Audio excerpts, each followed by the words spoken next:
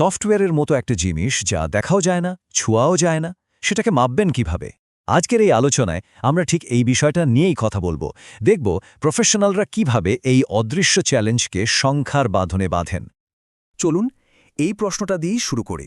Software ইঞ্জিনিয়ারিংয়ের সবচেয়ে বড় চ্যালেঞ্জ কিন্তু এটাই, এমন একটা জিনিস নিয়ে কাজ করা যার কোনো ওজন নেই, কোনো আকার নেই।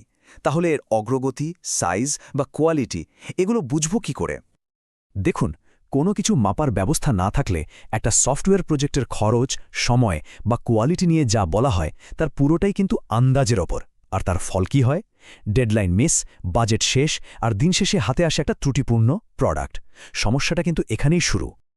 এই যে অনিশ্চয়তা, এই আন্দাজের খেলাটা বন্ধ করার জন্যই আছে প্রজেক্ট ম্যাট্রিক্স।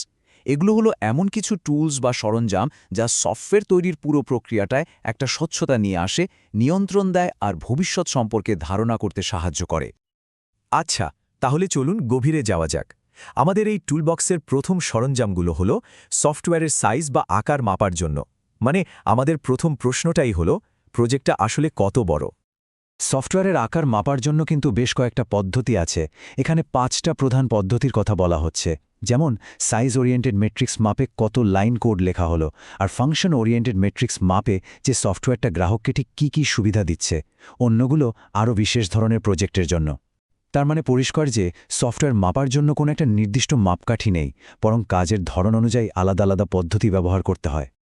এই স্লাইডটা কিন্তু খুব মজার, কারণ এখানে দুটো একেবারে ভিন্ন চিন্তাভাবনার তুলনা করা হচ্ছে। একদিকে আছে সাইজ ওরিয়েন্টেড অ্যাপ্রোচ, যা শুধু দেখে কতটা কোড লেখা হলো। অন্যদিকে আছে ফাংশন ওরিয়েন্টেড অ্যাপ্রোচ, যা দেখে যে এই কোড ব্যবহারকারীর জন্য আসলে কতটা ভ্যালু বা মূল্য তৈরি করছে। মানে একজন মাপছে কতটা পরিশ্রম হলো, আরেকজন মাপছে সেই পরিশ্রমের আসল ফলটা কি হলো। বেশ, তাহলে আমাদের টুলবক্সের পরের টুলটা দেখা যাক। কারণ একটা প্রজেক্ট অনেক বড় হলেই তো সব হয়ে গেল না, তাই না? যদি সেটা হাজারটা ভুলে ভরা থাকে আর ঠিকঠাক কাজই না করে, তাহলে তো সেই বিশাল আকারের কোনো মানেই হয় না। এখানেই আসে ডিফেক্ট রিমুভাল এফিসিয়েন্সি বা সংক্ষেপে ডিআরই। এটা একটা দারুণ মেট্রিক।